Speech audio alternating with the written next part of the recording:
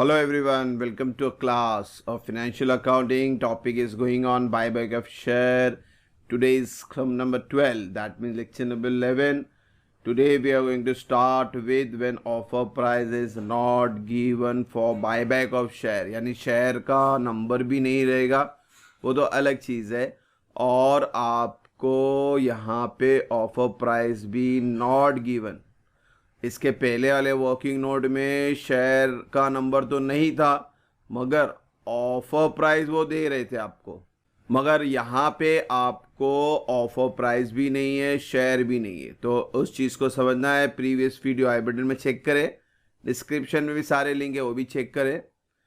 तो इन question number 12 आपको offer price जब नहीं दिया रहेगा तो वर्किंग नोट ये वाला फॉलो करना है।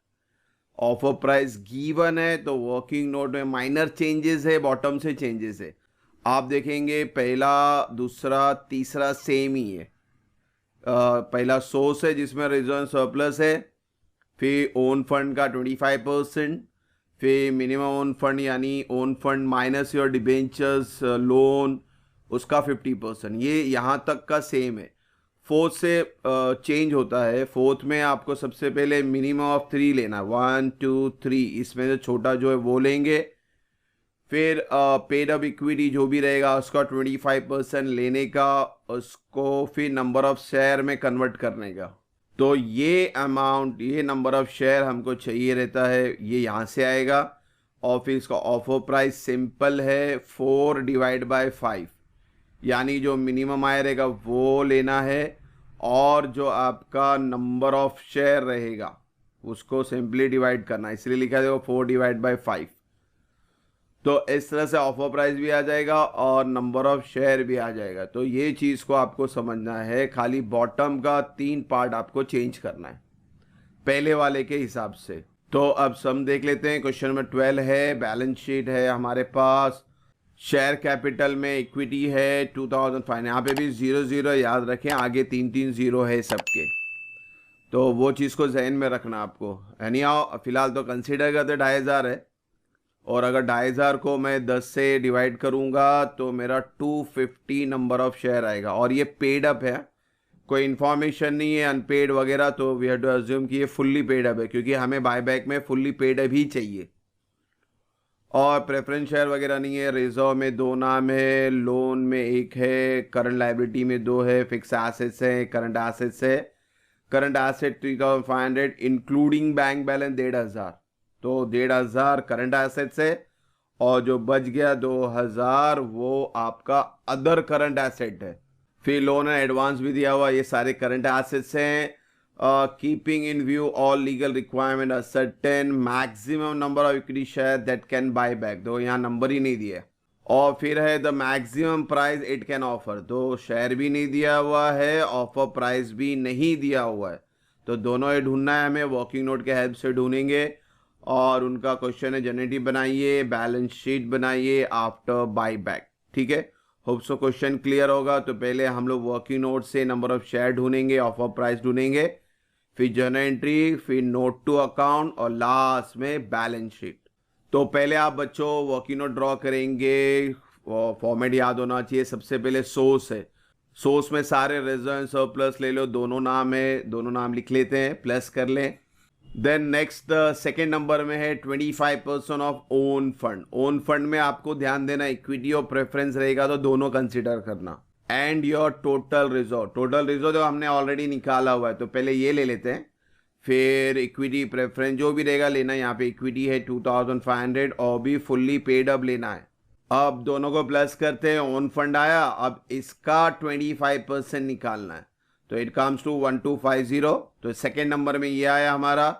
थर्ड नंबर है मिनिमम ओन फंड, यानी ओन फंड 5000 को लोन के 50% से माइनस करें,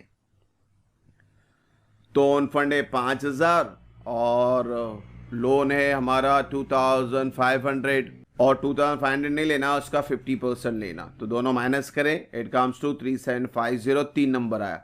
अब ये तीनों में से जो छोटा है वो लेना है आपको, लीस्ट ऑफ 1 2 3, तो सबसे छोटा है 1250।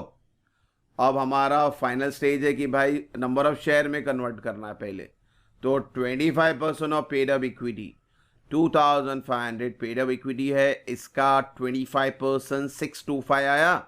अब इसको शेयर में कन्वर्ट करना, तो सिंपली इसी के फेस वैल्यू से डिवाइड करना, तो 625 को पर शेयर से डिवाइड कर दें तो आपका नंबर ऑफ शेयर आता है 62.5 और फाइनल आपको चाहिए अब ऑफर प्राइस, उसका फॉर्मूला है 4 डिवाइड बाय 5, यानी जो आपने 1250 निकाला ये और 62.5 ये दोनों को डिवाइड करें तो आपको नंबर ऑफ शेयर का ऑफर प्राइस आ गया 20 रुपया।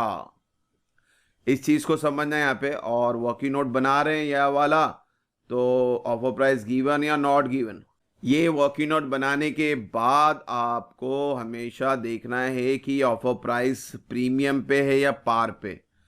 तो 62.5 नंबर ऑफ शेयर है और इसका जो ओरिजिनल फेस वैल्यू था 10 था और आप ऑफर प्राइस 20 दे रहे यानी 10 रुपया ज़्यादा दे रहे, तो that 10 rupees is considered as a premium.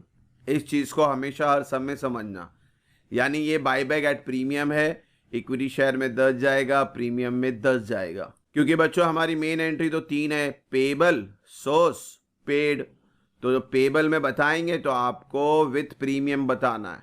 तो होप सो वर्किंग नोट समझ में आ रहेगा। ये आपके लास्ट के 4, 5, 6 पॉइंट इंपॉर्टेंट है, इसको समझना है आपको।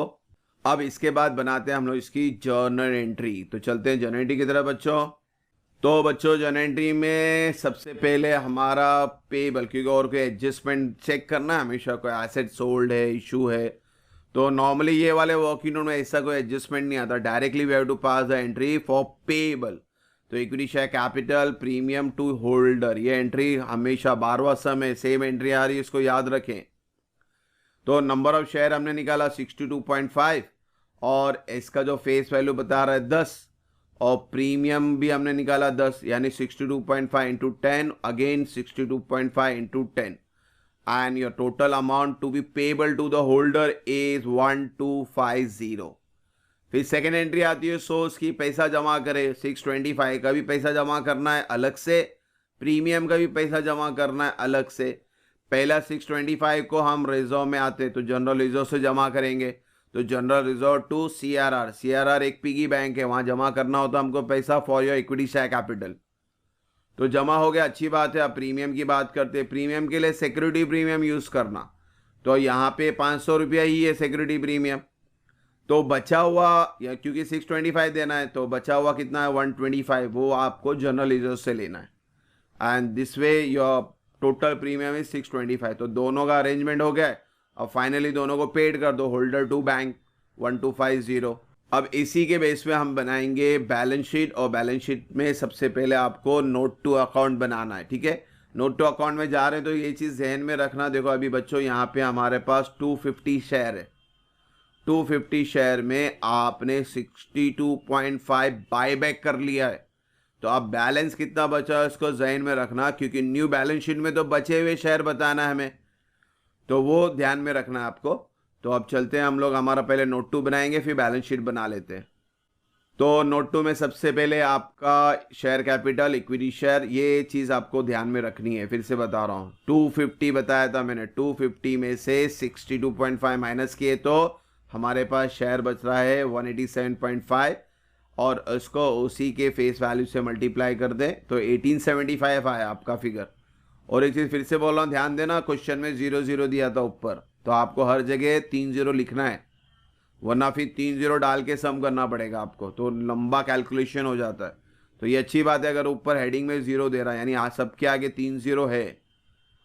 फिर आपका सेकेंड आता है reserve and surplus. Reserve and surplus में सारी एंट्री डालनी है। सबसे पहले देखो आपने एक सीआरआर बनाया था, ये भी रिजर्व क्रिएट हुआ है अभी, तो पहला सीआरआर वो लिख लेते हैं 625 का।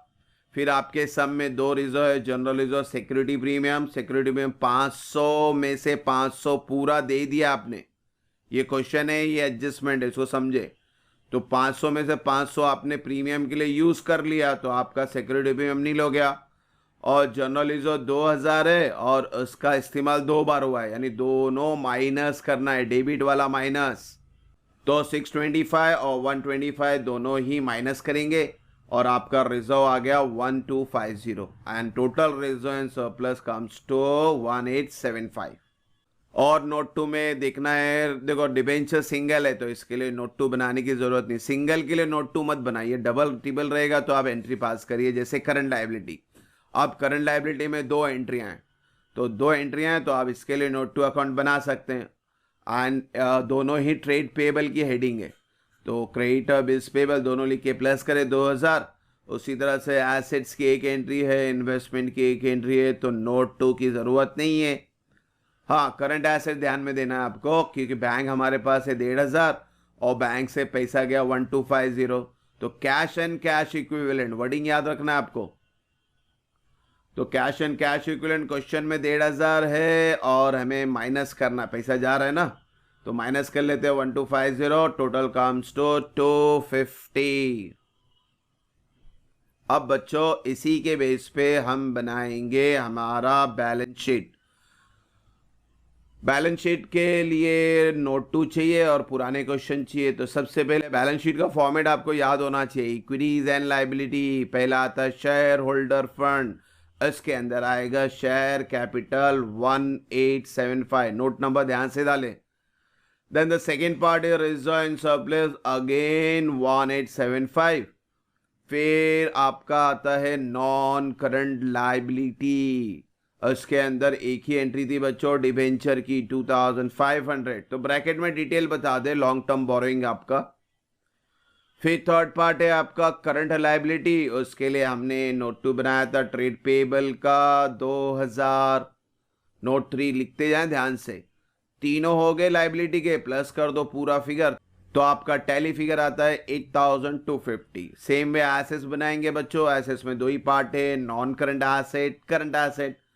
पहले नॉन करंट एसेट में फिक्स एसेट लेंगे 4000 और फिर इन्वेस्टमेंट लेंगे 1500। फिर करंट एसेट्स में हमारे पास 2-3 एंट्रियां, ध्यान से इसको समझना है अभी। तो करंट एसेट्स में सबसे पहले कैश एंड कैश इक्विवेलेंट ये लिया हमने 250 का।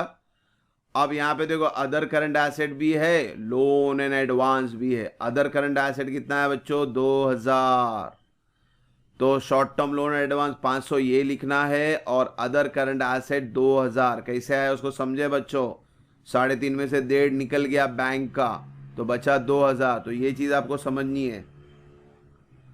और कोई इंफॉर्मेशन नहीं है इसीलिए हम इसका नाम क्या लिख रहे, अदर करंट एसेट। तो इस तरह से एसेट भी मुकम्मल हुआ, प्लस कर लेते हैं तो इनका भी टोटल आता है 8250 और ये सम क्या हो गया हमारा टैली हो गया। तो आज के सम में हमारा वर्किंग नोट इंपॉर्टेंट था, ऑफर प्राइस भी नहीं था और नंबर ऑफ शेयर भी नहीं था।